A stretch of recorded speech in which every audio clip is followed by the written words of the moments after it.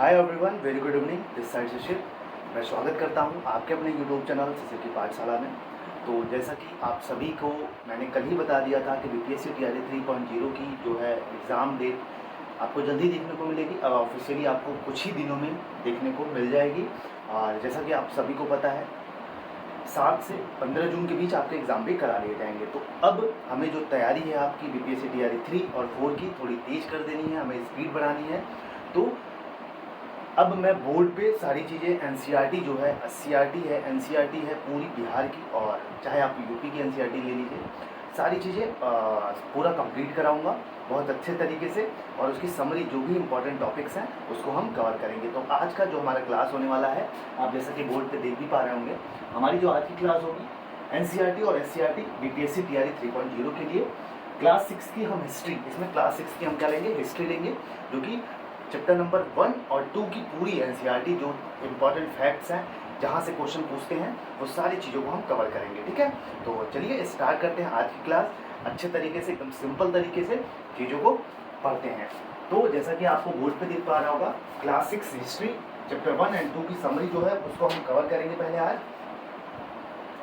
तो उसमें जो पहला फैक्ट दिया हुआ है, हिस्ट्री की बात करें तो इतिहास के बारे में दिया है। तो पहला, जैसा कि आप सभी को पता है कि इतिहास को 3 भागों में विभाजित करके पढ़ा जाता है, 3 भाग में डिवाइड करके पढ़ा जाता है। पहला है प्राचीन इतिहास, दूसरा है मध्यकालीन इतिहास, और तीसरा है आधुनिक इतिहास। तो सिंपली चीज़ों को इतना जानना है आपको, इसमें एक लाइन दी हुई है एनसीईआरटी में, एससीईआरटी दोनों में ही, कि जो आपका इतिहास का है उसका डिवाइडेशन 3 भागों में हम विभाजित करके पढ़ते हैं, जिसको हम कहते हैं क्या, प्राचीन इतिहास, मध्यकालीन इतिहास, और इसको कहते हैं आपका आधुनिक इतिहास। ठीक है, अब आगे की जो लाइन देखते हैं, पांडुलिपि के बारे में दिया हुआ है। आगे की लाइन देखेंगे तो आपको पांडुलिपि के बारे में देखने को मिलेगा। पांडुलिपि क्या होता है इसको देखते हैं। तो हाथों से लिखित होने के कारण पांडुलिपि इसको कहते हैं। तो बिल्कुल भाई, जो चीज़ें हाथों से हस्तलिखित चीज़ों को हम पांडुलिपि कहते हैं। ये एनसीईआरटी में आपके हूबहू लाइन दी गई है, तो यहाँ से क्वेश्चन पूछे जाते हैं। पांडुलिपि किसको कहते हैं, तो पांडुलिपि जो हस्तलिखित हो, जो हाथों द्वारा लिखी हो, उसको हम पांडुलिपि कहते हैं। और प्राचीन समय में जो पांडुलिपि है वो किस पे लिखी हमें मिलती थी, वो ताड़पत्रों पे तथा भोजपत्रों पे हमें लिखी मिलती थी।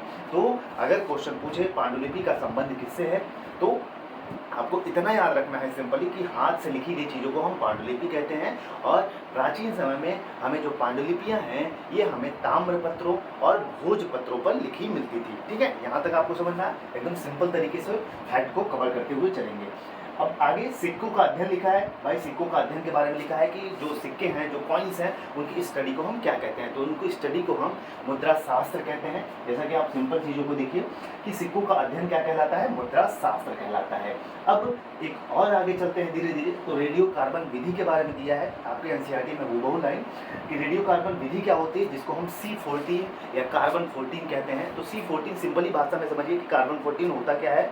इसमें C14 मतलब कार्बन की मात्रा का पता लगाते हैं, और कार्बन C14 की मदद से किसी भी जीव, किसी भी जैसे मान लीजिए हम पेड़ की हमें पता लगाने हैं कि ये पेड़ है, और उसमें जो रिंग है, ये सारी चीज़ें हैं, उससे हम पता लगाते हैं।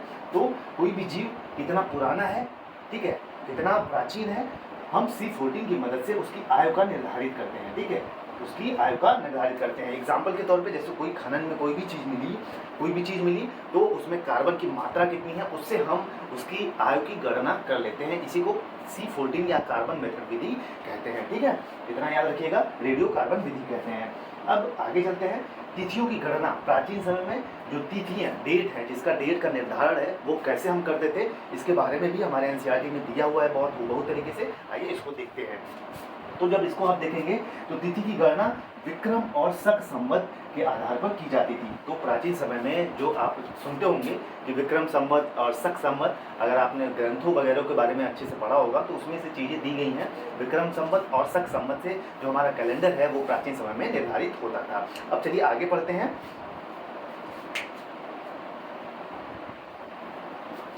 बहुत सिंपल तरीके से चीज़ों को हम पढ़ेंगे, ऐसे ही आसान तरीके से। और चैप्टर 1 और चैप्टर 2 की जो समरी है आज हम उसको ख़त्म कर देंगे। ऐसे ही पूरी हिस्ट्री, पूरी ज्योग्राफी, पूरी साइंस, पूरा चीज़ें हम कवर कर लेंगे। ठीक है,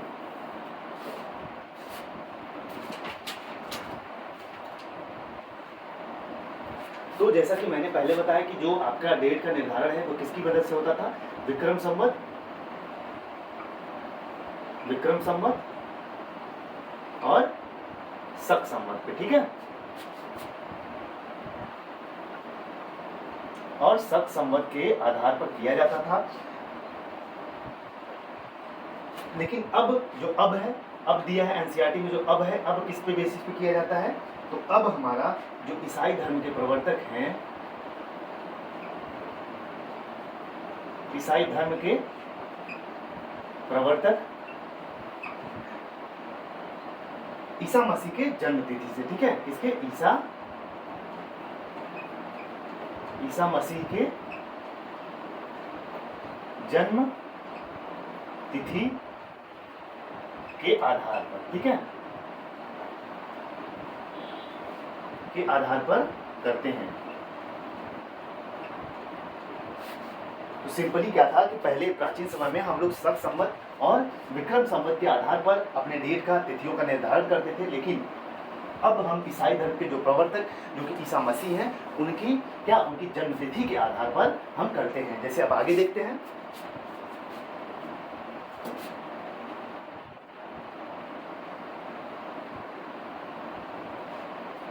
ठीक, सीधा सा बात, उनके जन्म से मतलब इनके जीरो से जन्म, ठीक है, जन्म तक के बेसिस पर हम करते हैं। ठीक, आगे ये सारी चीज़ें और इलेबोरेट करके है और एक्सप्लेन करके है, जो कि हम क्लास 7 में पढ़ेंगे, ठीक है। जो कि हमारे क्लास 6 में जितने भी इंपॉर्टेंट फैक्ट्स हैं, हम उसको धीरे धीरे कवर करते चलेंगे। अब आगे की बात करें तो आगे एक इम्पॉर्टेंट फैक्ट दिया हुआ है, खुदा बख्श लाइब्रेरी, ठीक है। खुदा बख्श लाइब्रेरी कहाँ पे है, इसके बारे में दिया है। तो जो खुदा बख्श लाइब्रेरी है आपकी पटना में है, ठीक है। तो जब आप एनसीईआरटी खोलेंगे, अगर एनसीईआरटी की इन्होंने पढ़ा भी होगा तो उनको ये फैक्ट जरूर मिला होगा कि खुदा बख्श लाइब्रेरी कहाँ पे है, ये आपके पटना में है, ठीक है। अब आगे चलते हैं।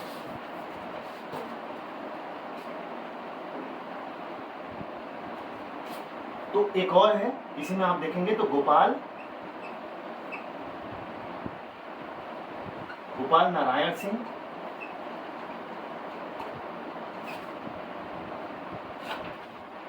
लाइब्रेरी है, ठीक है। एक पब्लिक लाइब्रेरी है जिसमें क्या है, जिसमें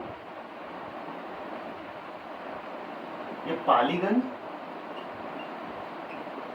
भरतपुरा में है, ठीक है, पालीगंज भरतपुरा में, जिसमें क्या है कि पांडुलिपियां सुरक्षित तरीके से हैं, ठीक है।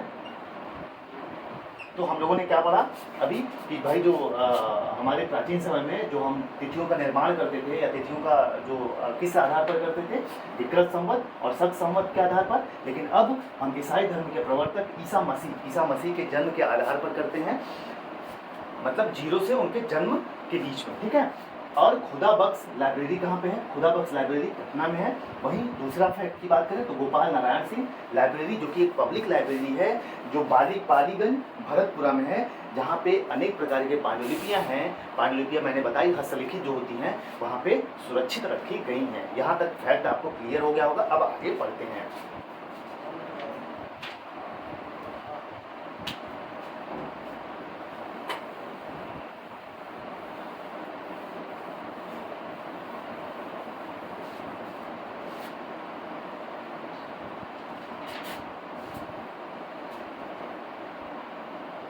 अब आगे कुछ एक लाइन दी हुई है, दर्रा किसको कहते हैं, ठीक है। इसी में आपके हिस्ट्री में इंपॉर्टेंट फैक्ट है, दर्रा किसको कहते हैं, आपने नाम सुना होगा।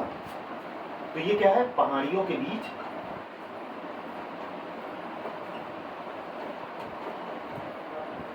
जो संकरे रास्ते होते हैं उसको क्या कहते हैं, उसको दर्रा कहते हैं।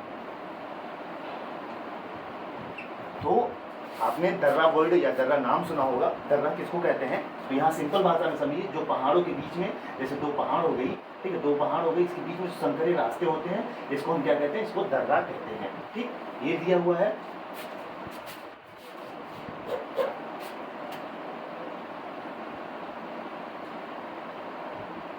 वहीं जो बोलन दर्रा है, एक और इम्पोर्टेंट फैक्टर दिया गया है। बोलन किस किस के बीच में है, तो पाकिस्तान में, ये कहाँ है, पाकिस्तान के बलूचिस्तान में है, पाकिस्तान के बलूचिस्तान में है ये।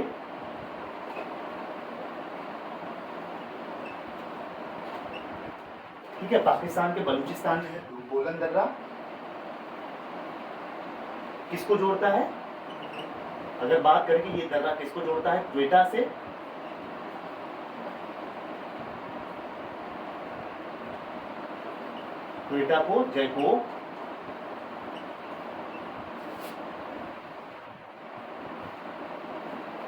क्वेटा को जैकोबाबाद से जोड़ता है। ठीक है,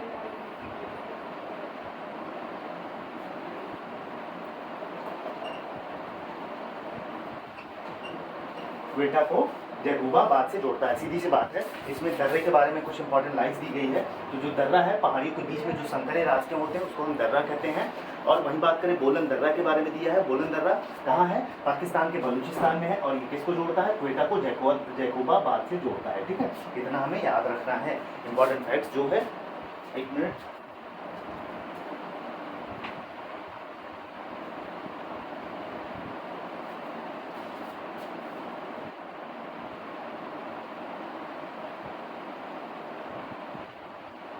अब आगे एक इंपॉर्टेंट चीज दी गई है, महापाषाणी संस्कृति। ठीक है, महापाषाणी संस्कृति। ये महापाषाणी संस्कृति जब आप एनसीईआरटी देखेंगे तो उसमें दिया हुआ है महापाषाणी संस्कृति क्या होती है। आइए इसको देखते हैं। ये क्या है, मृतकों को दफनाकर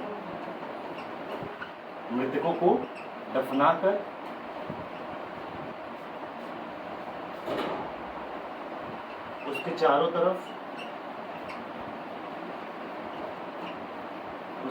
तरफ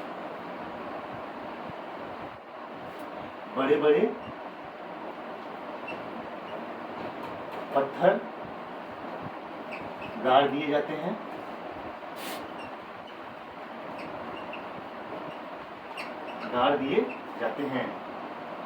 तो इसी को हम क्या कहते हैं भाई, इसी को हम कहते हैं महापाषाणी संस्कृति। महापाषाणी संस्कृति में क्या होता था, जो मृतक होते थे, कोई मर जाता था तो उसको दफनाकर उसके चारों तरफ क्या होता था, बड़े बड़े पत्थर गाड़ दिए जाते हैं। इसी को हम कहते हैं महापाषाणी संस्कृति। जब आप एनसीईआरटी देखेंगे तो उसमें दिया हुआ है महापाषाणी संस्कृति क्या होता है, आपसे पूछा जा सकता है। तो कोई भी मृतक हो उसको दफनाकर, उसको जमीन के अंदर गड्ढे खोद के उसको दफनाकर उसके चारों तरफ बड़े बड़े